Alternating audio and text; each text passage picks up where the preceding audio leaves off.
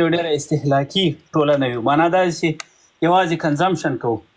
که د وړو رانیولې چې موږ د پاکستاني وړو پکې استهلاکوو، تر موبایلونو پورې، تر ټکنالوژۍ پورې موږ نه تنها داسې خپل مادي تولیدات نه لرو، خپل د زراعتي تولیدات کافي نه لرو، خپله غوښه او خپله شیدې او خپل مستې نه لرو، موږ خپل ذهني تولید هم نه لرو متاسفانه.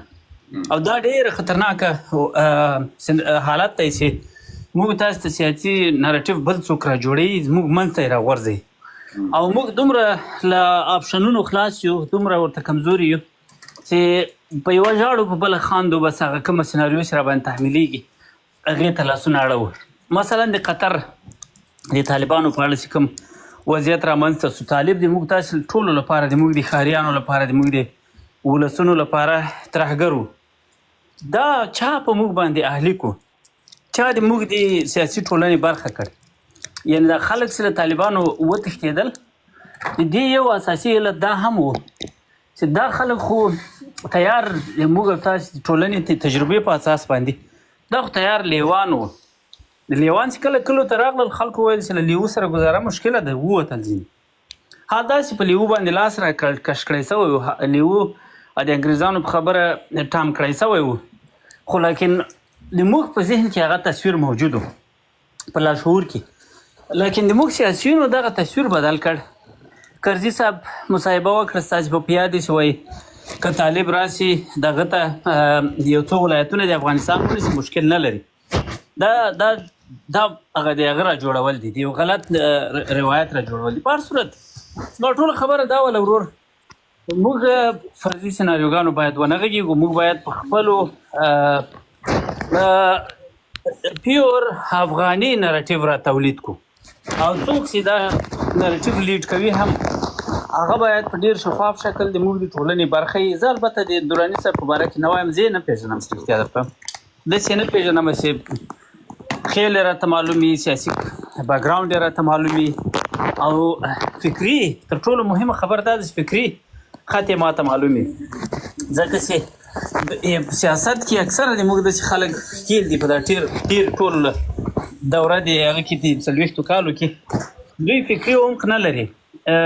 ما دا خپله دا د موږ تاسې د جمهوریت په سینیر لیډرشپ کې ډېر داسې خلک پېژندل چې ښه ډګریانې یې درلودې، په ښو نړیوالو سازمانونو کې کار کړی و، یعنې د هغه په اعتبار د مهارتونو په اعتبار ډېر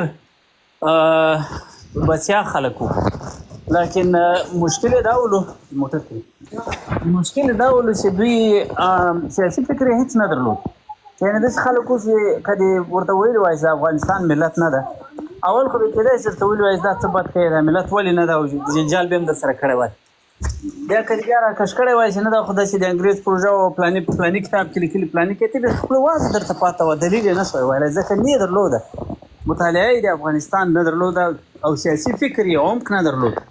دا موږ چې دلته هره ورځ د مغولو له وخته دا کیسه سره رانښلوو تر دې وخته پورې روزمره لګیا یو چې دغه لوبه چې ده اوسنۍ نه ده. دا موږ چې وایو چې له خوندرویزه او له خوشحاله او له ایمل خان سره څه وسول، دا هغه سلسله ده، هغه 2 نهره را روان دي تر دا اوسه پورې. دا په دې خاطر چې یو فکري عمق ته خبره رسول غواړو.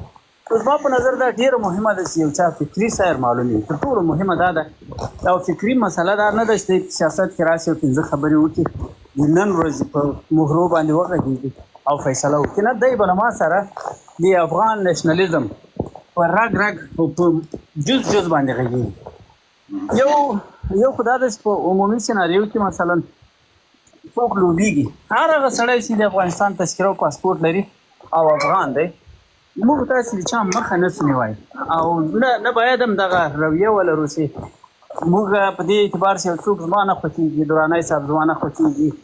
حتی زه کله مثال ورکوم، هغه بدترین اشخاص، مثلا نصیر کوه مرکز ده، زما نه خوښېږي، لیکن تر کومه چې دی افغان ده او افغان پاتې کېږي، دا یوازې محکمه حق لري چې دی متهم کړي او محکوم یې کړي.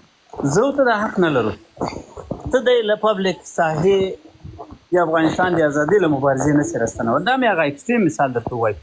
نو یو خو دا خبره ده چې موږ د چا په خلاف یو د چا نه یو، زه خو هېچا خلاف هم نه یم چې افغان دی او د افغانستان باندې باور راسره لري.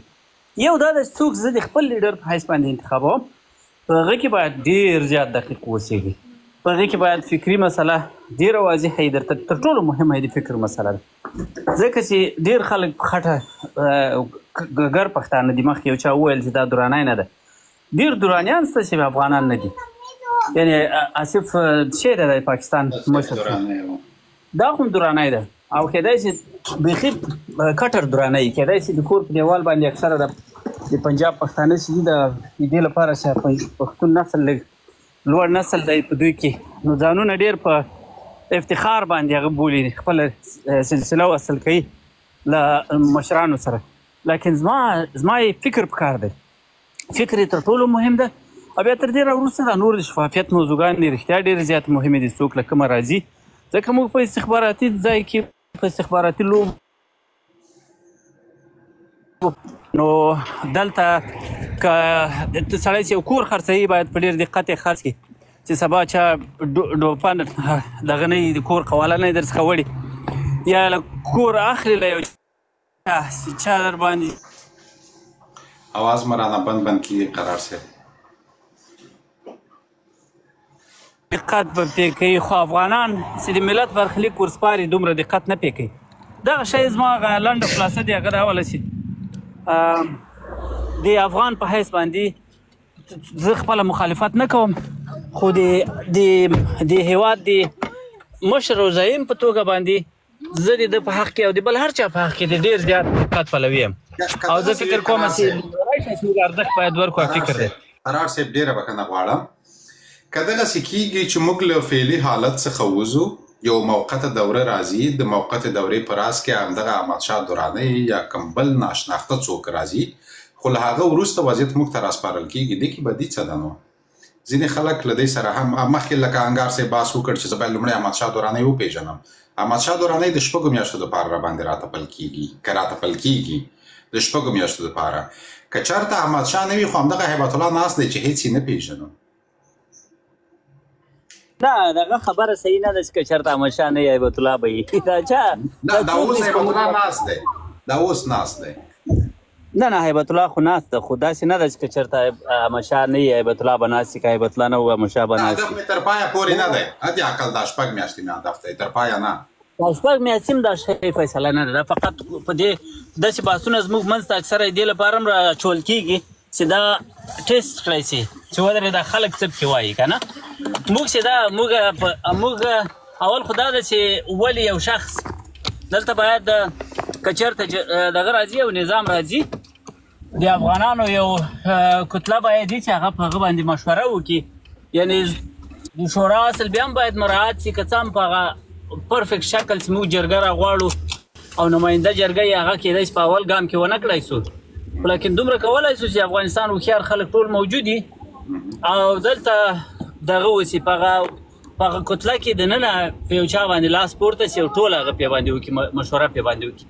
دا خبرې زما د دراني صاحب په مقابل کې نه دي. زه یې والله بالله که داسې پېژنم په شخصي اعتبار باندې دغه کوي، مسیج کوي او دغه دی، زه ورته د افغان په حیث باندې احترام لرم، خو لیکن داسې زه دومره سخاوت وکړم چې د افغانستان دلته 200-800 نفر ناست دي، دوی ته مشوره ورکړم چې بس دا د زعیم په توګه در سره ومنئ درځئ.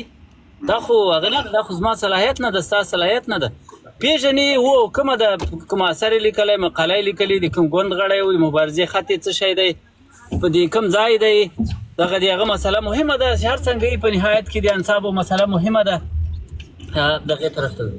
نو دا ټول مسایل مهم دي چې په افغانستان قبیلوي ټولنه ده دلته، دا هم مهمه ده چې یو څوک خلکو ته څومره د منلو وړ ده.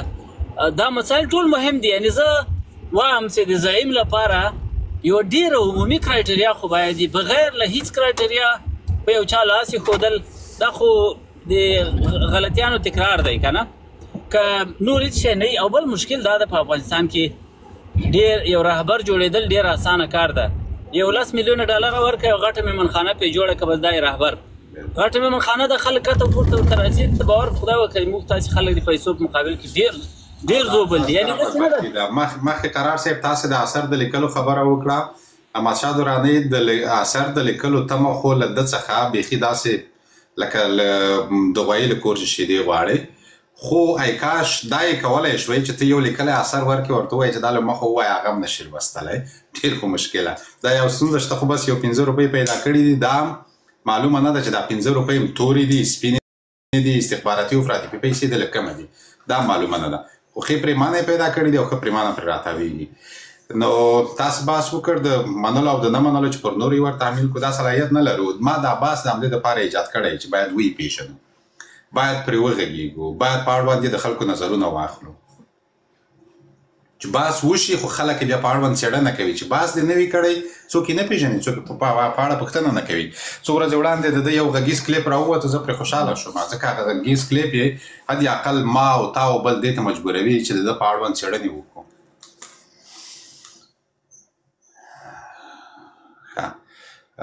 ممتاز خان تاسو ته نوبت را رسېدلی دی، خیر راغلی. خیر اوسې جناب ثقیب صاحب، تا ته او دلته ناست ټولو کسانو ته زموږ غږ چې څوک اوري دې ټولو ته سلامونه، نیکې هیلې او احترامات وړاندې کوم. خدای دې وکړي چې تاسو ښه وئ، جوړ وئ، په خیر وئ. مننه کور مو ودان. جناب ثقیب صاحب، دوبۍ کې خو تا هم وخت تېر کړی ده په عربي متحده اماراتو کې، دغه احمدشاه دې کله لیدلی، پېژنې نه یې پېژنې؟ که لږ وضاحت یې راته وکړئ، فکر کوم زه وروسته راغلی یم د کوم احمدشاه په باره کې. دا اړوند خبرې داسې کېږي چې دی د افغانستان د راتلونکي موقت حکومت مشري ده ته ورسپارل کېږي.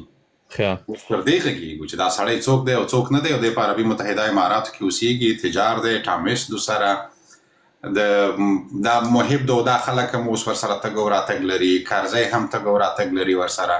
په عربي متحده اماراتو کې اکثریت سیاسیون هم ځان ته ورغواړي، همغلته کیني ورسره، پر دې مسایلو سره اخته دي، او خبره خو یې دومره تیزه کړې ده، وایي راتلونکي لوی اختر کې به موږ د موقت حکومت یا موقت دولت پر دغه کې یو، زه به یې په راس کې یم او لمونځونه به په هر کې کوو. خبره یې ډېره تیزه ده، سړی ډېر تیز روان دی. خدای دې وکړي چې همداسې وشي، زه خو خپله داسې وایم، ځکه چې وبخئ اول به د تاسو د سوال ځواب درکړم. جناب ثقیب صاحب، د دې سړي په باره کې زه هیڅ معلومات نه لرم، اگر چې ما په دوبۍ کې وخت تېر کړی دی، خو د سیدرخیل صاحب د سره دغه کوم تجار هغه چې و هغلته شاید تاسو هم نوم اورېدلی وي، عبیدالله سیدرخیل صاحب دی، د هغوی سره مې ناسته پاسته درلودله، هغوی پېژنم، او داسې نور کم وړه یا غټ تجاران هغه چې و د هغوی سره بحث پر ده دی، بحث په نورو نه دی. هسې مثال وایم، د خبره منځته راغله لکه د تجارت یا د هغه په حساب سره شي دوبۍ کې د هغه سره، خو د احمدشاه ما نه نوم اورېدلی ده، نه مې ورسره ناسته پاسته لیدل، نه د ده کارونه، نه د ده سیاست، د ده مخکینی چې کوم حساب کتاب دی. نو زه به فی الحال بخښنه وغواړم، زه به غوږ ونیسم، دا چې وخت ضایع نه کړم، نورو ملګرو ته به وخت ورکړم، شاید دغه بحث په دوران کې کوم هغه راشي چې زه بیا وروسته پرې وغږېږم، خیر دی، بیا ما ته وروسته وخت راکړئ. سمه ده. بېرته زه دا د نورو په اجازه انګار صاحب ته یو ځل بیا راګرځم. انګار صاحب، تاسې وړاندې یو خبره وکړه چې دا څوک دی، زه یې نه منم او زه یې نه پېژنم، باید دا سړی سر له اوسه اګنور کړو. موږ د دې سړي په اړوند معلومات نه لرو، تر اوسه پورې یې هېڅ نه پېژنو، چې نه یې پېژندلی اګنور کول یې دا په کوم قانون؟ ځکه یو څوک که اګنور کوې، یو څوک که ردوې، باید اول یې وپېژنې، وروسته له هغه بیا تصمیم ونیسئ، که ښه و تایید یې کړې او که بد و رد یې کړې. خو تاسې بیخي سر له اوسه وویل چې باید په مخالفت یې ودرېږو، دغلته دا په کوم استدلال که دغې باندې راته بحث وکړې تر څو موږ هم پوه شو. سلامونه. بیا ګوره، یو وارې خو د دې سړي فعل موږ لیدلی دی چې هغه د افغانستان دپاره یې ښه نیت نه درلودی. په جمهوریت کې دې شخص د جمهوریت د نړولو کې هغه پروسه چې د جمهوریت په نړولو کې فعاله ونډه درلودله، دی د همغې پروسې یو مهم غړی و. د ده دلیل دلته انګار صاحب، د ده دلیل هغلته دا دی، ما بحث کړی دی ورسره، د ده دلیل دا دی چې جمهوریت او د طالبانو ترمنځ د مذاکراتو خبرې کېدې او هغه باید شوي وی، توافق پر ما شوی و چې زه به د موقت حکومت مشري بیا هغه وخت په لاس کې اخلم، خو د طالبانو او د جمهوریت د غړو ترمنځ مذاکرات ونه شول، زه پاتې شوم، زه رانغلم، اوس بیرته هغه مرحلې ته تلونکي یو. یعنې دی وایي چې ما په ورانولو او څه شي کې دغه نه درلوده، د دوی ترمنځ خبره وه چې باید د موقت حکومت په راس کې جمهوریت والا غوښتل د جمهوریت یو کس دی راشي او د امارت والا غوښتل چې د امارت کوم کس دی راشي. بالاخره توافق په دې کې دی چې زه باید راشم، دریمګړی باید راشم. په دې کې کرزي او عبدالله او بل او بل او دې خلکو یو توافق هم کړی و. د دې استدلال دا دی. نو دلته دې استدلال خو داسې کومه بدي نه ښکاري. ګوره ولې بدي نه ښکاري؟ موږ خو څه د کلو د اطرافو خلک نه یو چې په دغه سیاسي مسایلو باندې غواړم چې دا راوسپړو. نه یو خبر. معضله په افغانستان کې موږ تاسو په وار باس پر کړی دی. معضله معلومه ده چې په افغانستان کې د دغه جګړې اصل د کومه ځایه دی. تا چې یو څوک راولي، تا د هغه مخالف طرف څخه، طالب خو موږ پېژنو، طالب د چا په استازیتوب په افغانستان کې جګړه کوي. تا د هغو سره پر کوم د افغانستان پر کوم منافعو باندې معامله کړې ده چې هغو خلکو منلې یې د درېیم صفت په صفت؟ دا خو ډېره مهمه خبره ده. په افغانستان کې خو دا شخړه روښانه ده. موږ د پاکستان سره ستراتیژیکه شخړه لرو.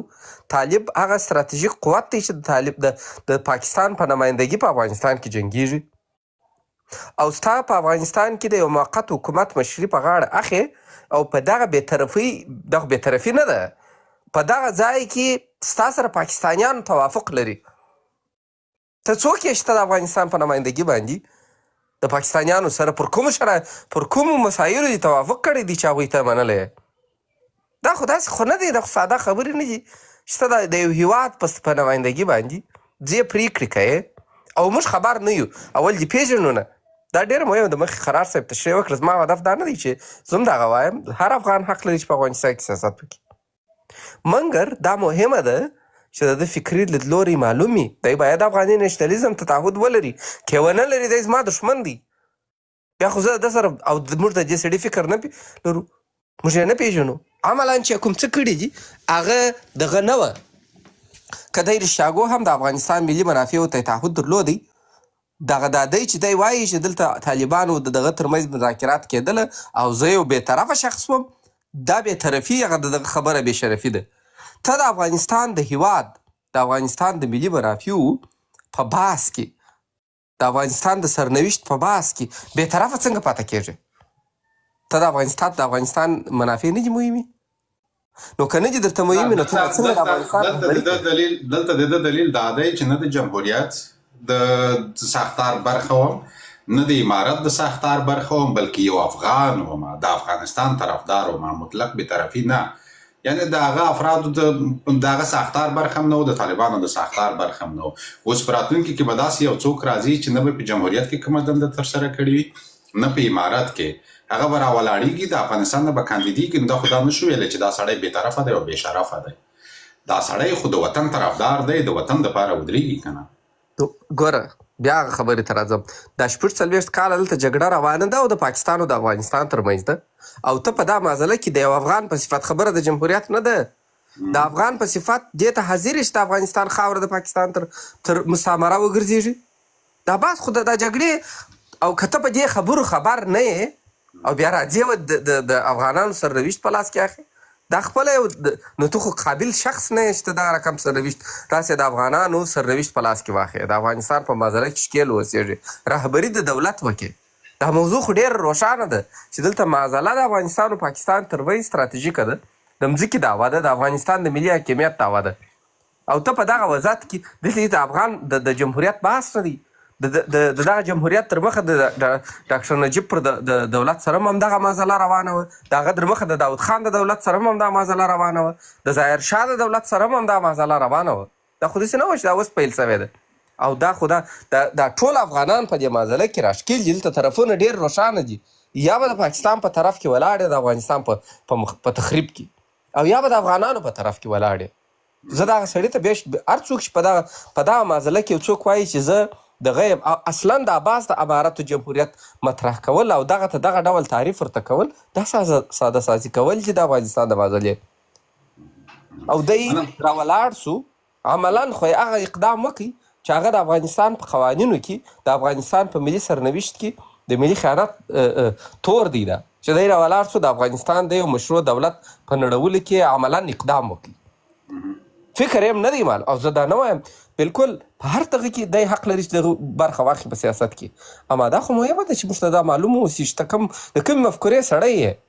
تر کومه حده ته د افغان دا مهم نه دی زه رښتیا چې دی په قوم درانه دی که نه دی خدای دې وکړي چې هر څوک وي خدای دې وکړي چې دغه د افغانستان یو طبعی هغه د افغانستان یو یهود په افغانستان کې و چې اخر په د اخر کې ولاړ د افغانستان څخه دغه یو یهود هم حق لري چې د افغانستان په سرنوشت کې خبرې وکړي نه یوازې دا یو یهود هغه یهودان چې کلونه مخکې د ظاهر شاه او د هغه در مخه په هغه دوران کې د عراق څخه وتلي دي اوس په اسرائیلو کې یا په امریکا کې ژوند کوي هغوی هم افغانان دي قانوني حق لري چې د افغانستان په معضله کې ښکیل واوسېږي د هغوی فکر او د هغوی اراده مهمه ده هغوی هم همدومره حق لري لکه یو بل مسلمان افغان چې لري همدغه یهودي هم لري هغه هندوی هم لري سیک هم لري زه دا نه وایم زه دې فکر پلوی یم مګر دا باید معلوم وي چې د افغانستان منافعو ته تعهد لري که نه عملا چې ده څه وکړله هغه هم دغه وه او اوس چې دی او په هغه وخت کې هم چې د بهتر د موقت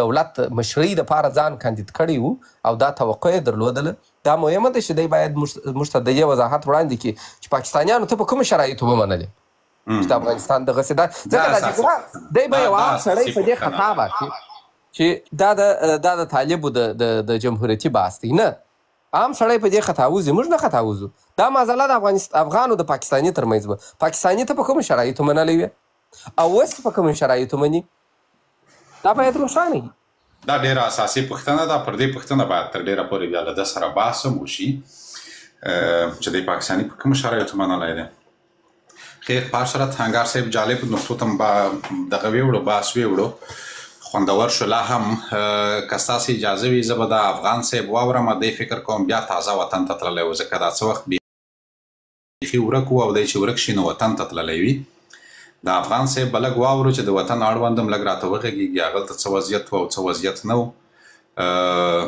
له دوستانو به مې هم هیله دا وي چې دا سکرین دې هم لږ مخکې ویسي ورسره لایف تر اوسه پورې همغه ریسټریکشن حالت کې پروت دی دوی خپل زور ووهه خو وی نه ویستله هغه حالت څخه نور یې نو باید وباسئ اووه سوه څه د پاسه اووه سوه کسان یاست افغان صاحب خیر راغلی السلام علیکم ورحمت الله وبرکاتو علیکم السلام سلامونه نیکی هیلې ساکت صاحب ته کرار صاحب ته ټولو ملګرو ته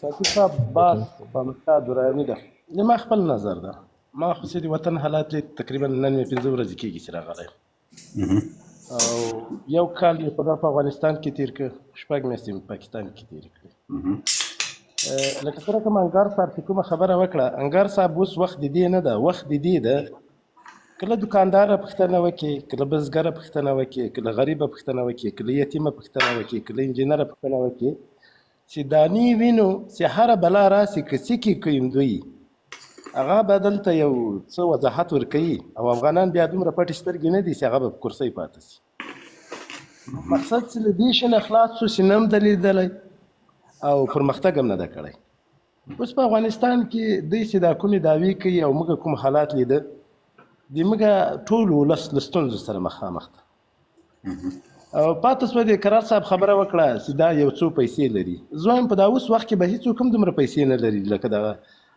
د طالبانو مشران چې لري ولې دغه حالات موږ داسې لیده چې هر رقم حساب کتاب چې د دوی په وس کې برابر و هغه یې ټول کاوه خو د ولس بدبختي دا وه چې غږ نسي اوچته کوئ او یا یو څوک داسې خبره نسي کوئ دا بیا د ولس بدبختي وه که چیرې مو کتل احمدشاه درانی راسي د ده تاریخ هم وګورو او هر څه یې سي کیدای شي دې ته لاره هواره سي که نن احمدشاه درانی راغی د هغه په ځای به یو بل روغ سړی هم راتلی سي خو چې دې ته لاره هواره جوړه سي او د دوی د افغانستان حالاتو ته چې ورځ په ورځ ګورو په خرابېدا دي په جوړېدا نه دي په افغانستان کې اوس فلحاله تر عربو پورې تر نورو دولتو پورې ورځ په ورځ دوی هم ضعیفه کېږي نو چې کله دوی هم داسې حالات ته رسېږي چې خالص دغه څلورو یو دفتر به دې تا دغه به دې تا حکومت چلېږي دا به دې تا نظام چلېږي ته د وطن یا د ولس دفاره څه کوي او څه دې روان کړي دي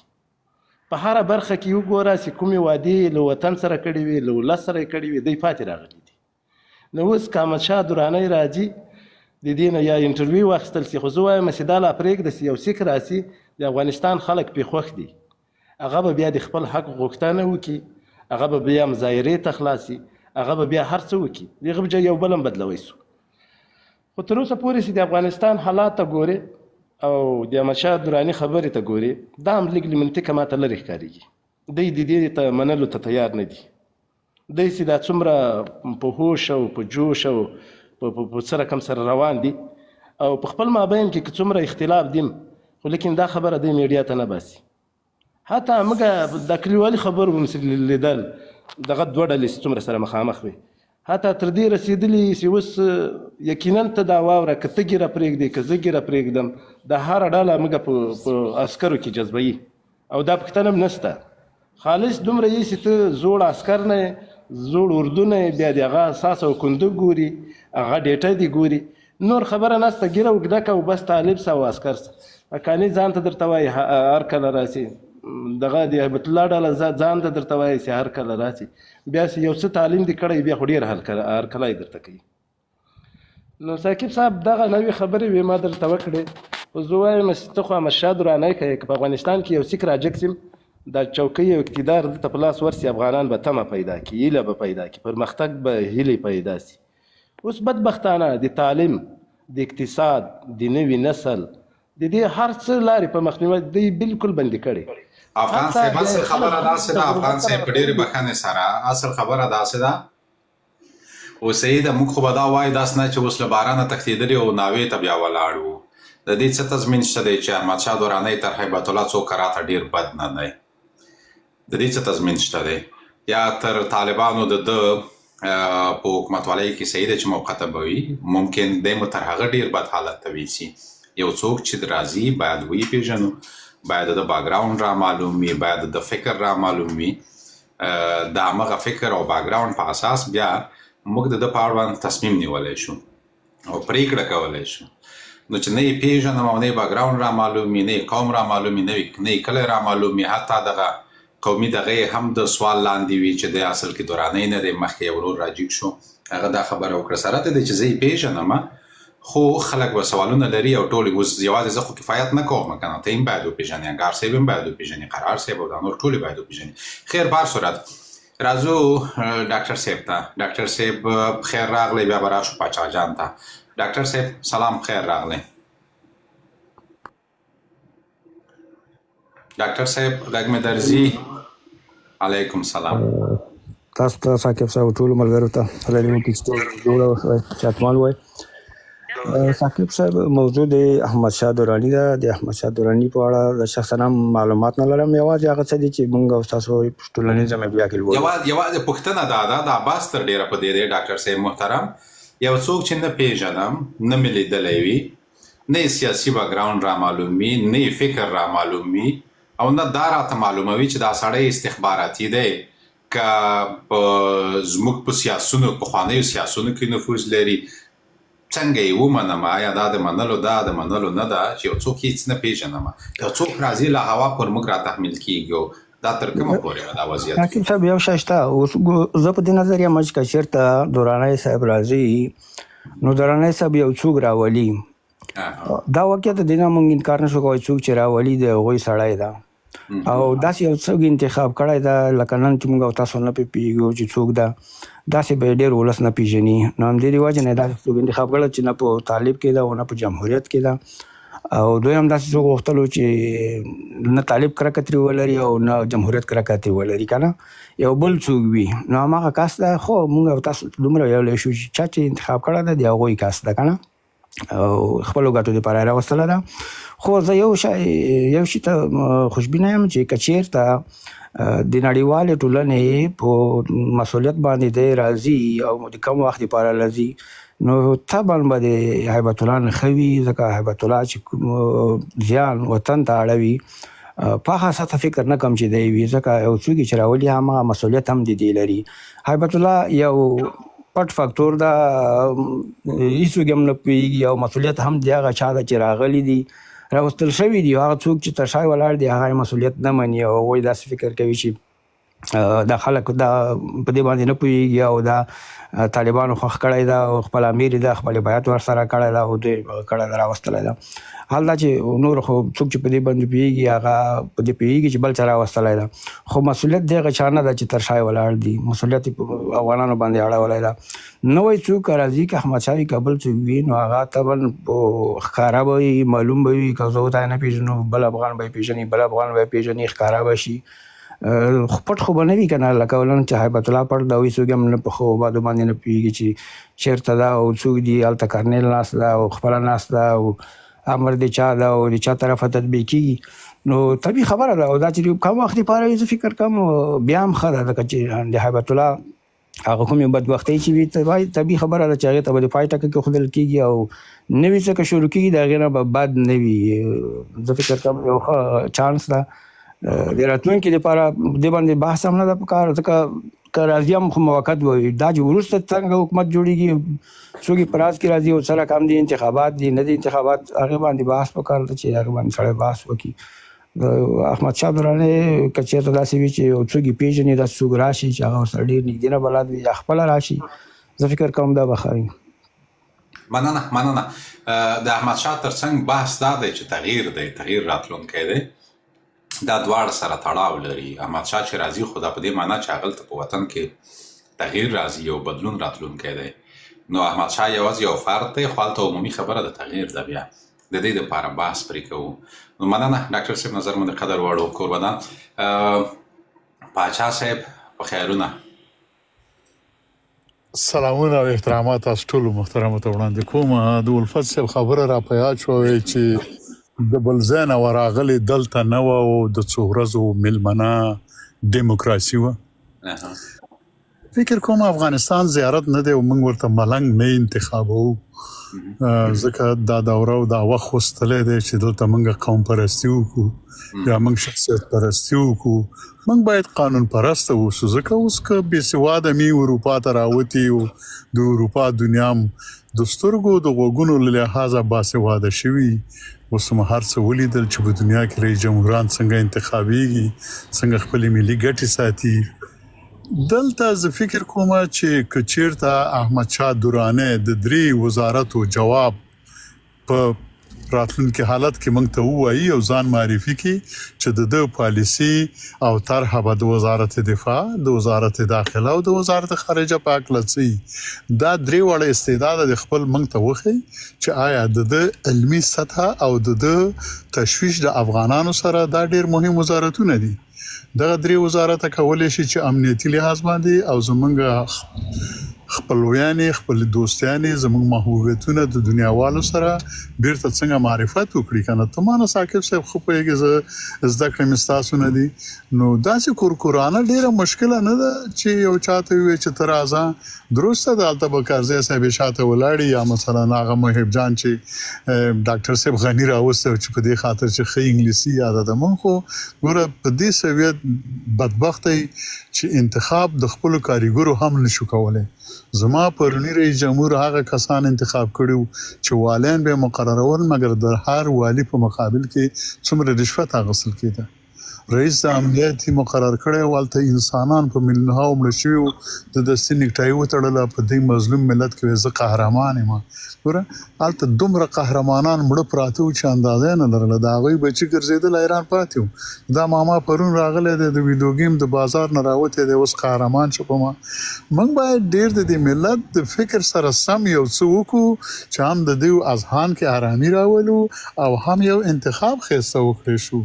نو زه داسې فکر کوم چې ښایسته خبره به دا وي چې په لیاقت باندې یو سړی راولو، نه په قوم پرستۍ او نه په اقتصاد پرستۍ باندې. مننه کوم. ډېره مننه پاچا صاحب. کوربدان بحث دا و چې د موقت حکومت اول خبره خو دا ده، لاندې مبین خان ناست دی، ما وغوښتل چې دی راجیګ کړمه دوباره، خو نه پوهېږم چې دی ویده دی که څه دی. دم یو خبره یو څه موده وړاندې کړې وه، د 4 میاشتو یادوري کړې وه. د 4 میاشتې وروسته بیا زه له تاسې پوښتنه وکومه، ما د ده څخه هغه وپوښتمه چې دا د 4 میاشتو خبره څه خبره وه. او اوس دلته د تغییر خبرې دي. همدغه احمدشاه دراني یو خپل غږیز کلیپ خپروي او په هغه کې وایي چې فعلي وضعیت دوام نه کوي او تغییر راتلونکی دی او حتمي دی. او له ده سره چې موږ خبرې کوو دی په هغه خبرو کې ځان د افغانستان د موقت دولت مشر یادوي. خو دا نه وایي چې دی څنګه راځي، څوک یې راولي، یوازې همدغومره وایي چې آماده اوسئ، که تللی شئ نو راتلونکی لوی اختر به زموږ او ستاسو لمونځونه په هر کې وي. په افغانستان کې به امارت نه بلکې یو موقت دولت حاکم. د ده بحث دا دی. تر ډیره پورې بحث په دې کوو چې تغییر چې کله راځي طالبان به د دغه تغییر د طالبانو موافقه به وي او که به نه وي. که د طالبانو موافقه وي خو دا خواهینا بیا هم د پاکستان موافقه ده. طالبانو او پاکستان په کوم ډول موافقه کړې ده، کوم اساس یې دی منلی دی، پخوانیو سیاسونو دی په کوم اساس منلی دی، د دې ترڅنګ غرب دی په کوم اساس منلی دی، ولې دا سړی انتخاب شوی دی، دا تغییر ولې د ده په وجود کې راځي، ولې یو بل داسې کس نه چې هغه شناخته وي، هغه پیژندل شوی وي دی دا وطن یوې بلې بدبختۍ ته بونځي. ځکه دی یوازې یو بزنسمن پاتې شوی دی، بزنس کوي. بزنسمنان خو اوس عزیزي هم بزنسمن پاتې شوی دی. خو ته افغانستان ورکړه چې افغانستان څنګه درته لړي. د افغانستان په مدیریت د همدغه عزیزي بانک مدیریت هم که ده ته پاتې شي، عزیزي بانک هم نشي مدیریت کولی، د هغې د مدیریت وړتیا او ظرفیت هم نه لري. تر ډیره پورې بحث په دغه مواردو باندې کوو. خو انګار صاحب رانه لاړه، ما غوښتل انګار صاحب په دې موضوع باندې ډیر وغږوم، ځکه د انګار صاحب خبرې تقریبا د کاڼي کرښې وې. ډېر ښه سوالونه یې ایجادول د خبرو او بیرته د ده ځوابونه چې خپلو خبرو ته یې بیرته ورکول، هغه ځوابونه ډېر جالب و زما دپاره. او ما غوښتل بحث مې د همدې دپاره ایجاد کړی و چې په دې موضوع باندې باید سره پوه شو، ځکه دومره بې خبره باید موږ ونه اوسو چې تغییر راځي خو موږ خبر نه وو، تغییر راځي خو له موږ سره مشوره نه وي شوې، تغییر راځي خو افغانان له صحنې پکې ویستل شوي وي او هېڅ مشوره ورسره پکې نه وي شوې. غوښتل هم په دې باندې وغږېږو. نو ملګري مې رانه ټول لاړل دا دي او ناوخت هم دی، زموږ تقریبا 12 بجې کېدونکي دي. په وروستۍ کې که کوم یو نظر راته لرئ پر همدغه اساس باندې که کوم یو غږېږئ، ممتاز خان یا ډاکټر صاحب یا پاچا خان تاسو، نو تاسو به واورو بیا به تاکیب صاحب وبخه مننه، خدای دې خوشحال لره. زه صرف یو 2 دقیقې وخت درنه غواړم. مهرباني. هغه هم چې دغه موضوع باندې زه اوس لږ څه پوه شوم. جناب ثاقب صاحب د تا د سوال په حساب سره یو سوال هم ماته پیدا کیږي او وروسته بیا زه هغه سوال هم د تاسو نه کوم، تاسو باید بیا ځواب راته ووایئ. د تاسو د سوال په حساب سره چې آیا یو څوک موږ نه پیژنو دا کولی شي چې د اوس موقت حکومت لپاره زموږ اداراتو ته راننوځي او که نه؟ د ما خپل نظر دغه دی جناب ثاقب صاحب چې یو کس که هغه موږ ونه پیژنو او د هغه بیکګراوند موږ نه پیژنو، د هغه لکه مخکې چې ملګرو کومه اشاره ورته وکړله، د هغه مخکې سیاست نه پیژنو، د هغه شتمني موږ ته نه وي معلومه، د هغه کړنې موږ ته نه وي معلومې، د هغه د تعلیم سویه نه وي راته معلومه. آیا موږ هغه کولی شو چې د هغه موږ د موقت حکومت لپاره ولسمشر جوړ شي او که نه؟ زه خپل دا نظر لرم جناب ثاقب صاحب، لکه مخکې چې ما خبرو کې درته وویل چې دغه خراب حالات چې تغییر ورسره کوي الله دې وکړي چې راشي ورسره. یو خو دغه خبره ده. دویمه خبره دغه ده چې نن سبا چې په افغانانو باندې کوم حالات راغلي، او بله یو خبره د دې نه مخکې دغه کومه چې جناب ثاقب صاحب دغه کس چې مونږ یې نه پېژنو احمدشاه دراني صاحب په نوم باندې دا ولې خپله په خلکو باندې په میډیا باندې ولې نه راښکاره کېږي؟ خلکو باندې باید ځان وپېژني. راښکاره دی په میډیا، راښکاره دی په میډیا باندې راښکاره شوی دی، شاید بیا مونږ نه وو ورنه خبره. خو او دویمه خبره دغه د جناب ثاقب صاحب که چېرته دای راځي او مونږ یې نه پېژنو، ولې په دوبۍ کې خو جناب ډاکټر صاحب اشرف غني هم شتون لري، ولې هغه بیا ولې نه راځي چې د ټول افغانستان د خلکو ته د منلو وړ دی؟ دغه د ما سوال و، د دې په باره کې بیا ما تاسو ځواب راکړئ. ډاکټر صاحب غني خو یو طرف دی، هغه یو طرف دی د تحول دپاره د هغه موافقه اړینه ده. که چېرته احمدشاه دراني راځي نو واک به په سوله ییزه توګه باندې ولسمشر غني ورته تسلیموي، او که چېرته د احمدشاه دراني په وجود کې بیا یعنې دا هم فرضیه ده، فرض کړو جمهوري نظام حاکم شو، امکان د دې شته دی چې ولسمشر غني له سره بیا کاندید شي. دا هم لا معلومه نه ده چې موږ همغه پخوانی اساسي قانون بیرته راولو، همغه بیرته حاکموو، نوی اساسي قانون جوړیږي، د نظام بڼه به جمهوري وي، جمهوري ریاستي به وي، فدرالي به وي، امارت به وي، شاهي به وي، څه شی به وي، دا هم لا معلومه ده. بس صرف دا دی چې ولې پر موږ کوډونه مسلط کیږي، ولې پر موږ مهرې مسلط کیږي، ولې یو داسې څوک نه چې زموږ د وطن سړی وي. او ولسمشر غني نه پوهېږم دا به هم په احمدشاه دراني باندې توافق کړی وي او که به یې نه وي کړی، پر دې ملا پوه نه یو. سوالونه دي، دا بحث هم د همدې دپاره ایجاد کړی دی چې ټول پوه شو او ټول خبر شو له راتلونکي اوضاع څخه. ځکه نن زه بحث پرې کوم، سبا یو بل څوک څېړنه او پلټنه کوي، سبا هغه پرې بحث کوي، بله ورځ بل پرې بحث کوي، نو په دې هم بیا احمدشاه پېژنو، هم له وضعیته خبرېږو چې دا تغییر له کومه راځي، څه ډول راځي، پر دې ټولو غږېږو. زه له احمدشاه سره کومه شخصي ملګرتیا هم نه لرم، کومه شخصي دښمني هم ورسره نه لرم. یوازې بحث پر افغانستان دی. کله چې پر افغانستان بحث دی نو په تغییراتو، پر راتلونکو، په تیر چې بحث کوو نو په راتلونکو او په موجوده خو باید بحث وکړو. عاقب صاحب دا خو بحث ایجادولو. ډاکټر صاحب زما پوښتنه دا ده چې تاسو ولې په دې باندې هغه کوئ، بحث کوئ چې دراني صاحب مثلا راځي، په کوم دلایلو باندې؟ که دې چېرې د میډیا خبرې وي نو هغه الکوزی هم لګیا ده، کابینه هم جوړه کړې ده، غونډې هم کړې. د ده پر دې اساس باندې یو خدا هغه وخت چې جمهوري نظام لا سقوط نه و کړی، هغه وخت چې بحث کېده، د ده په اړوند اوازې تودې وې چې دا سړی به د افغانستان د راتلونکي موقت دولت مشري په غاړه اخلي او ولسمشر غني به درته واک تسلیموي. بیا دا څه موده په عربي متحده اماراتو کې پخواني سیاسون، حتی کرزي له ده سره لیدنه کړې ده، کرزي ورته ویلي دي چې ته تېر شه، ځکه دی د موقت دولت دپاره لومړی انتخاب دی او کرزی دویم انتخاب بلل کېږي. دا چې دا څومره رښتیا ده په دې زه نه پوهېږم، خو د ده د خولې خبره ده چې کرزي ماته ویلي دي چې ته تېر شه، او کرزی رښتیا ورغلی دی، ناسته یې کړې ده. کومو سیاسونو سره چې موږ غږېدلي یو هغوی هم اکثریت ورغلي دي، هغلته یې ناسته ورسره کړې ده. پرون دا د اتمر صاحب دو حرکت څه شی نومیږي، نو مې له یاده ووته، نجات ملي دی که څه شی دی نه پوهېږم، او باور وکړئ دا مې هم له یاده ووته. د دې د ډلې هم یو کس د همدغه حرکت یو غړي م ورسره پرون تقریبا 19 دقیقې خبرې کړې وې، محب هم ورسره ناسته کړې ده، ممکن قرار صاحب ترې خبر وي، امریکایان هم له ده سره ناسته کوي، ټام ویسټ به هم د ده په کور کې ناست و، اوس الکوزی او دی توپیر دا دی چې د الکوزي تر کوره او دروازې ټام ویسټ نه ورځي او د ده تر کوره ورتله.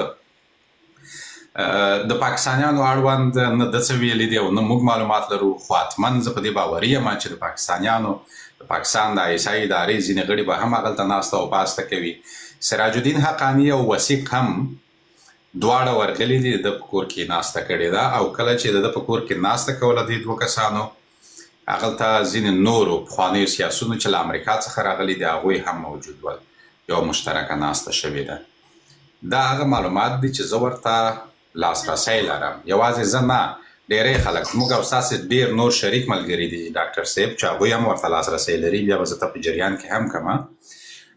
پاچا صاحب مایک د ما در وتړه او بدبختانه ته دا یوه ستونزه لرې، نه پوهېږم مایک در څخه هېرېږي که څه حساب دی چې راپورته شو، مایک د شور کوي در سره لږ، نو مایک د ما در وتړه، خدای دې وکړي چې رانه پې خوابدی نه شي. دا اوس د مایک خواهش کوم صاحب، نو وخت هم ستاسو نشته دی دومره فعلا دپاره همدومره ووایم چې که دغه کسان چې تا یې نومونه واخیستل دا ټول یو وار امتحان شوي خلک دي او په سیاسي لحاظ باندې په سیاست په قانون کې یو پدیده چې د منځه لاړه شي بیرته خپل ځای نشي نیولی، نو که تاسو بیرته ځای ورکوئ دا به د افغانانو یو لوی ستونزه خو دا ده که نه پاچا صاحب، موږ به درته دی چې پاچا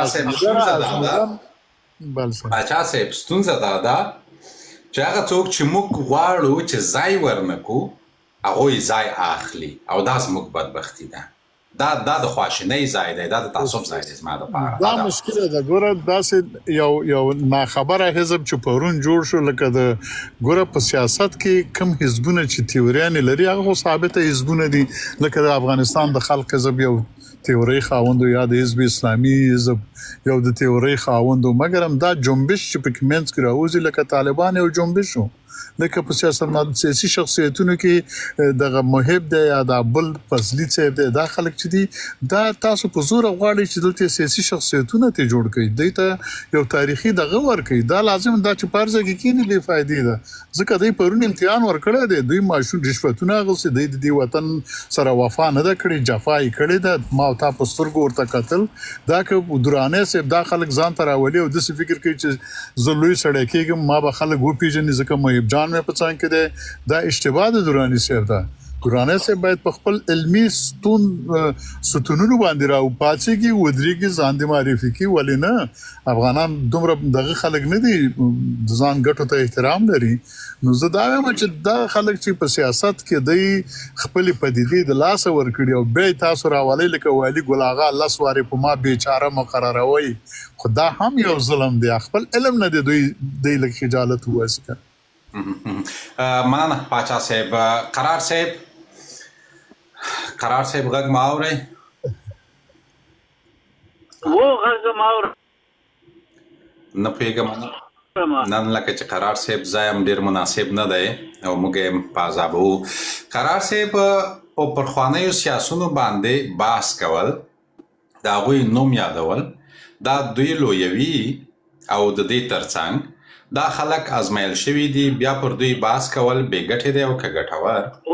غږ نه درځي، انټرنیټ د په سره خط کې دی. قرار صاحب د لکه چې نن بیرون یې په خپل ځای نه یې. وبخه ته دغه هغه دی ور بیا پوښتنه یې تکرار کړه، بخښنه غواړم. خدای مو وبخه. قرار صاحب ومې ویل چې دغه پخواني سیاسون، اوس مې غږ اورئ؟ واورم. دغه پخواني سیاسون پر دوی بحث کول، د پاچا صاحب خبره دا ده چې تاسو چې بحث پرې کوئ دا په دې معنا چې دوی لویوئ، دوی ته په خپل لاس ځای ورکوئ. دا د دوی لویول دي او د دې ترڅنګ پخواني سیاسون په سیستم کې په راتلونکي کې ځای لري که دوی مطلق نفي شول، سره د دې چې دوی ازمایل شوي دي او ناکام دي. د خلکو په اصطلاح، د پاچا صاحب په اصطلاح دوی ازمایل شوي دي او دوی ناکام دي، پر دوی بحث کول په کار نه دي، د دوی لویول په کار نه دي. په راتلونکي کې ستاسې په اند دوی ونډه لري او که نه؟ نو تاسې په دې ملت کې خو داسې معیار فکر وکړئ چې څوک پخوانی سیاسي نه وو یا پخوانی سیاسیون نه وو. جمهوریت کې موږ تاسې په افغانستان کې چې سړی په 2 خبرو پوهېده، هغه په سیاست کې داخل وو. له ولایتي شوراګانو رانیولې، بیا تر ولسي جرګې پورې، بیا تر سنا پورې، بیا تر دولتي لوړو سیاسي څوکیو پورې، بیا حتی تر دغسې یعنې جمهوریت د افغانستان ټول وګړي په سیاست کې را داخل کړل او را ښکېلې کړل. اوس نو ته ټول وګړي د افغانستان له هغه وباسې د سیاست ته کرښه پیرا کشې، دا خو امکان نه لري. بل دا ده چې موږ تاسې په یو جمهوري سیستم باندې عقیده لرو. السلام علیکم، زه بخښنه غواړم لږ مصروف. خدای مو وبخښه. عظیمي صاحب ستاسې پوښتنه ما وانخیسته، دا اوس کمنټ مې دې ولیده، نه پوهېږم ستاسې کومه پوښتنه ده. که پاس راځئ پاس دا پوښتنه مطرح کړئ او که لاندې نه کمنټ کې پوښتنه کوئ کمنټ کې ولیکئ، زه به یې ځان سره نوټ کړم. قرار صاحب خو راڅخه لږ مصروف شو. فیض صاحب هم دا دی راغی. یاره دا زموږ مبارزین چې دي کله کله چې شپه پخه شي دوی پکې راپورته شي، هغه څه وایي چې شپه پخه شو واده کړي کور ته لاړل، د لونډو خو بس کور دی په حجره کې. د خیبر صاحب شعر دی. دا زموږ مبارزین لکه چې دا پخه شپه کې لا د دوی دغه کار وکړي. فیض صاحب خیر راغلی. بحث به م نه پوهېږم تاسې اورېدلی وي او که به م نه وي اورېدلی، تر څو چې قرار صاحب راځي تاسې ادامه ورکوئ. سلامونه ثاقب صاحب، الله دې لره. او تاسو خبره خو اورئ، خو تاسو باندې مبارزین چې ډېر وخت ورکوئ، الله دې تاسو لري. واقعتا وایي چې پخوا به خلکو ویلې چې وخت طلا ده او وخت موږ تاسو وکتل چې د وخت ارزښت تر طلا ډېر ده.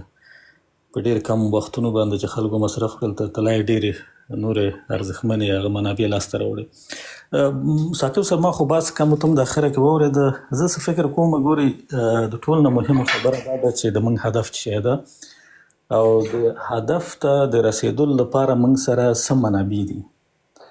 اوس کله کله ته چې دغه هدف ته ځان رسوې دې کې مختلفه منابع ځان سره په کار اچوې تر څو ځان هغه هدف ته ورسوې. بیا کله چې هدف ته ورسېدې بیا د هغه نه وروسته ته کښېنې بیا په بعضو خبرو باندې نو بیا خپل ریفورم یا اصلاحاتو باندې کار کوي. اوس بحث دا ده چې مخکې له مخکې چې ته هدف ته ورسېږې او ته هغه بعضې منابع چې تا سره شته ده ته هغه منابع بیلوې او وایې چې یاره زه داسې یو روم حرکت را شروع کوم د هغه په واسطه باندې به زه ځان دغه هدف ته رسوم.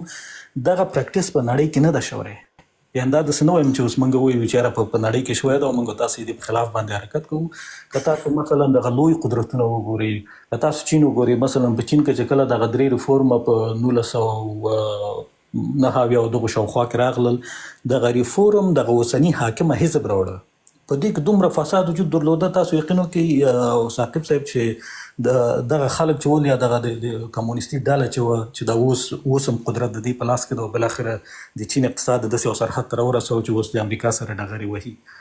نو دغه خلکو چې کله حرکت شروع کړ د دوی برنامه دا وه چې تاسو هغه څه موږ منابع چې دا ټول په کار واچوئ، دا ټولې راټولې کړئ. دوی دا ټولې راټولې کړلې، دا منابعو ته مختلفې وظیفې ورکړې.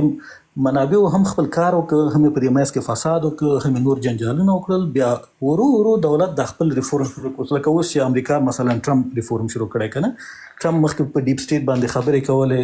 دا معنا نه ورکوي چې ټرمپ د دې نه مخکې نه و خبر. ټرمپ د دې نه خبر و چې دغسې یو حالت ده. په لکه د ټرمپ تېر ځل ګیله دا وه چې که چېرې زه دغه ډیپ سټیټ یا دغه بیوروکراتیک خلک چې په اداراتو کې دي که دوی زه پرېښی وای نو د اوکراین او د روسیې جنګ نه کېده.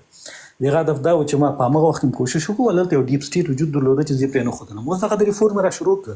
ول دا ریفورم دا معنا نه ورکوي که ټرمپ مثلا خصوصا یو سیټ د دې ریفورم یو ډېر غټ اړخ و د دې لپاره چې دا ډېر په کنسپیرسي تیوریانو کې یو سیټ دخیله وه.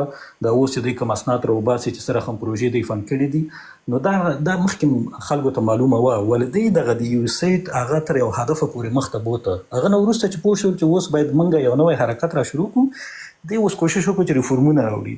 زه دا وایم اکثر وخت دوستان چې خبرې کوي چې یاره دغه تیر هغه چې دي دا تیر خلک چې دي تیر سیاسیون چې دي، زه دا وایم چې که موږ یو هدف لرو یو هدف ته ځان رسوو او دلته منابع پرتې دي. یو مثلا ثاقب صاحب دا تیر خلک چې په تیر جمهوریت کې پاتې شوي دي په لوړو موقفو کې دوی د خپل ښه هغه لري نټورکونه لري د خپل ډېرې منابع لري. دا معنا دا نه ورکوي چې اوس موږ دا وایو چې موږ د خپل ټول اعتکاف په دې خلکو باندې کوو. او دا داسې نه کېږي چې اوس که تاسو دا خلک له ځان نه لرې کوي. مثلا په تیر جمهوریت کې زښت ډېر سیاسیون راووتل. د دې سره مخکې خلک هم ول، هغه خلک چې د جنګ سالارانو په نامه یادېدل یا په نورو نامه یادېدل، دا خلک هم ورسره ول او په دې کې نوي ځوانان هم را پیدا شول. اوس بحث دا ده چې دغه 20 کلو کې د خلکو یو نیټورک جوړ کړ، د خلکو یو پیژندګلوي جوړه کړله. اوس مثلا ثاقب صاحب دلته دغه نوي ځوانان چې دي که دوی راټول شي او دوی وایي چې یاره موږ یو نیټورک را جوړوو، موږ کوشش کوو چې مثلا هغه ډېر قدرتمند حلقې چې په نړۍ کې دي چې هغوی سره تماس ونیسو او هغوی ته ووایو چې دغه حرکت چې موږ شروع کوو په دې کې موږ سره مرسته وکړي. دا به دې ته زښت ډېر مشکله واوسي. د اقتصاد له پلوه هم دې خلکو ته مشکله ده، د پیژندګلوۍ له پلوه هم مشکله ده. دا بیا د موږ سفر اوږدوي. بس دا ده چې ته یو ځل هغه هدف ته ځان ورسوه چې کله دلته ځان ورسوه بیا په ریفورمو باندې کار وکړه. بیا مثلا ته یو دیموکراتیکه پروسه شروع کړه، بیا ووایه چې وروره زه په دغه دیموکراتیکه پروسې کې دغه کس نه منم، دغه کس منم، حداقل هغه ګراوند خو د تا سره اوسي. نو زه دې موضوع باندې ډېر بحث نه کوم ځکه هلته نور دوستان هم دي. زه دغه موضوع سره لږ زره مخالفت لرم چې دا بعض دوستان وایي چې تېرې څېرې او ازمایل شوې څېرې. بس دا نه، دا هغه تېرې څېرې او ازمایل شوې څېرې په دغه کوم ارزښتونو باندې چې ته باور لرې چې هغه دیموکراتیک ارزښتونه دي، بیا دغه په هغه دیموکراتیکو ارزښتونو کې حذف کړه. دا ته مخکې له مخکې ته تر اوسه خپل هدف ته نه یې رسېدلی. ته په خپل حرکت کې دا خلک ازمایي. دا یو زه هغه عموما هغه د ریسورس موبلایزیشن هغه ته که تاسو وګورئ، ستراتیژي ته وګورئ، په د ریسورس موبلایزیشن ستراتیژي کې ته مجبوره یې چې ریسورس راټول کړې او ریسورس موبلایز کړې. بیا کله چې ځان هدف ته ورسوه بیا هغه نه وروسته ته په خپل ریفورمو باندې کار کوي. بیا ورو ورو ریفورم راولې، اصلاحات راولې او اصلاحات هم بیا خپل وخت نیسي. ما مخکې د چین مثال ورکړ. مثلا چین چې کله په خپل اصلاحات راوستل په هغه کې هغه درې لوی قدمونه ولدي چې یو په پرایویټایزیشن او ګلوبلایزیشن او چې دوی سره بل دا و چې دوی سره هم په حساب دغه اوپن ډور پالیسي هغه کې تطبیق کړي او دوی مارکیټ ته ورننوځي. دوی د خپل د کله ریفورمونه شروع کړل په دا ریفورمو کې ورو هغه خلک چې مثلا کرپټ کسانو دی ورو د سیستم نه ووتل. دا پروسې 10 کاله ونیول دی حتی تر دې اندازې د مشکلاتو سره مخامخ شي چې هغه خلک چې بس دوی سره په حزب او دوی سره همکاري په دې ریفورمو کې کړې وه. بعضې کسان چې دوی په هغه قضا ته معرفي کړل، په قضا کې مشکلات لکه موږ تاسو چې بعض مشکلات په افغانستان کې درلودل، هلته قاضي پېژندګلي درلودله، نورو خلکو ولې دغه پروسو یو وخت ونیو. د هغه نه وروسته هغه د اوس موږ تاسو ګورو دا اوس مشکلات شته ده، ولې بیا هم دوی ځان ته یو هغه را جوړ کړی دی، یعنې حداقل یو ثبات یې خپل سټیټ ته راوړی ده، خپل ټولنې ته یو ثبات راوړی ده. نو وبخښئ که خبرې اوږدې شوي اوسي. هیله کوم خدای مو وبخښه. انګار صاحب وبخښئ، انګار صاحب تاسو ته بیا راګرځم. ډېری خلک وایي چې پخوانیو سیاسونو ازموینه ورکړې ده. دا د پاچا صاحب اندېښنه هم ده، خو یوازې د پاچا صاحب نه، دا په ولس کې هم د اکثریتو اندېښنه ده، او وایي چې پخوانی سیاسون ناکام ثابت شوي دي. دوی ازموینه ورکړې ده، بیا نه پر دوی بحث کول پکار دي، بیا نه پر دوی اعتبار کول پکار دي، نه بیا پر دوی پسې تک پکار دی. آیا موږ دا وړتیا لرو چې پخواني سیاسون چې پر سر یې د یو چا نه یو چا لاس شته، موږ دا وړتیا لرو چې هغوی له صحنې څخه وباسو او له صحنې څخه ویستل یې موږ ته ګټه کوي، یا له صحنې څخه ویستل یې موږ ته ګټه کوي او که تاوان، او یا ویستل یې پر ځان باید فرض وبولو، باید له صحنې یې وباسو. مهرباني پر دغه راته وغږېږئ. دا پوښتنه څو جزه شوه، خو مهرباني عمومي بحث پرې وکړو. مننه. والله زه فکر کوم چې افراد مهم نه دي، څوک و دغه ته ملي ارزښتونو ته د افغانستان ته تعهد لري، کم خلک یې نه لري. روایتونه مهم دي، انسانان په روایتونو پسې ځي. دا اوس چې دا زموږ یو مشکل دی چې دا خلک نه سره راټولیږي، که ګروپ جوړ کړي، مثلا ګوند جوړ کړي، جبهه جوړه کړي، مګر 3 ورځې یو 2 نفر نه پکښې دخ کېږي. د هغې لامل دا دی چې موږ صحیح روایت نه لرو. موږ پر مشخصو ارزښتونو، پر مشخص فکر باندې تر اوسه نه دی په وجود راوړی، او تر څو چې دا جوړ نسي افراد معنا نه لري. دغه روایتونه مهم دي. اوس ځینې روایتونه دا دي چې هغه د افغانستان د منافعو دپاره ګټور نه دي، هغه هر څوک یې پکښې کې مهمه نه ده. دغه څه کم ګروپونه چې دي دوی د افغانستان دپاره مشخص روایت نه لري، او که لري هم ځینې د افغانستان په تاوان دي. مثال د NRF روایت دی، یا د نجات جبهه چې NRF یې غړی وي، د هغوی روایت د افغانستان دپاره په خیر نه دی، د هغوی نریټیو د افغانستان په خیر نه دی. هغوی په افغانستان کې د اول واره یو شی چې کوي د افغانستان معضله کورنۍ تعریفوي. هله چې موږ په افغانستان کې کورنۍ شخړه نه لرو، موږ په افغانستان کې نه قومي مسله لرو، قومي نه ده د افغانستان بحث. افغانستان کې څه وضعیت حتی کورنۍ بیخي نه دي. انګار صاحب په ډېرې بښنې سره هغوی بیا یوه بلې موضوع ته هم اشاره کوي. هغوی دا هم وایي چې په افغانستان کې ټوله معضله چې ده ډیورنډ ده، ډیورنډ باید پاکستان ته وسپارل شي تر څو دا ستونزه حل شي. آیا پاکستان ته د ډیورنډ سپارل دا منطقي ده؟ نه، خو خبره دا ده چې اوس دغه یو غلط تعریف دی. خو زه وایم چې روایت صحیح نه دی، نریټیو صحیح نه دی. پاکستان یوازې د ډیورنډ مسله نه لري، د دغې معضلې یو جز ډیورنډ دی. هو دا خبره صحیح ده چې ډیورنډ هم یو معضله ده، یو اساسي اما ټوله ستونزه نه حلوي. موضوع نه، ځکه پاکستان دا نه غواړي. نه ټوله ستونزه حلوي او نه ټوله ستونزه له ډیورنډ راپورته ده. نه ټوله معضله د ډیورنډ څخه. اوس که مثلا ته ډیورنډ سره ومنې، فرض که افغانان یو نتیجې ته د پاکستان سره ورسېدل، دا ټول افغانانو دغه طالبان دي مثال. اوس خو حاکم دي په افغانستان کې، د افغانستان مسؤلیت دوی په لاس کې اخیستی دي، یا حاکمیت دوی په کنټرول کې دی. سبا دوی راولاړ سول د ډیورنډ ورسره ومني، مګر د وخت یا به دی دغه دولت دا اوس حاکم دغه چې دی ډله چې ده، یا به دوی د پاکستان غلامي کوي. په کومه ورځ چې یعنې دا خبره ډېره معلوم ما په وار کړې ده، په هره ورځ چې دغه خلکو د پاکستان د منافعو د تامین پر ځای د افغانستان منافعو ته ترجیح ورکړله، نه یوازې دا چې د افغانستان منافع، د خپلې ډلې منافعو ته یې ترجیح ورکړله. مثلا دا طالبان یوازې خپل پر ډله باندې تمرکز وکړي، تر پاکستان تر منافع یې د خپلې ډلې منافعو ته ترجیح ورکړله، په اتومات به تاسې په افغانستان کې جنګ رامنځته کېږي، یا به دغه طالبان په ډلو سره ویشتل کېږي. او دا کار په افغانستان کې سوی دی. مجاهدینو پاکستان خو نو د دې لپاره مجاهدینو ملاتړ نه کوي چې مجاهدین سبا راسي او خپل ځان ته د کار وکړي. پاکستان خو د مجاهدینو سم دا غوښتل چې تاسې په افغانستان کې زموږ منافع تامینوي. دا جنرال حمید ګل و، دا دونه قرباني، دا د عسکرو د دوی د خپل سرتیرو مړه کېدل، دا په میلیونونو انسانانو ته په خپل هیواد کې ځای ورکول، دا خو د یو هدف لپاره وه. وخت چې مجاهدینو دغه اهداف په لاس نه راوړل، خپل شخصي منافعو ته ترجیح ورکړه، د پاکستان منافع یې د نظر نه نیولې، طالبان یې ورته جوړ کړه.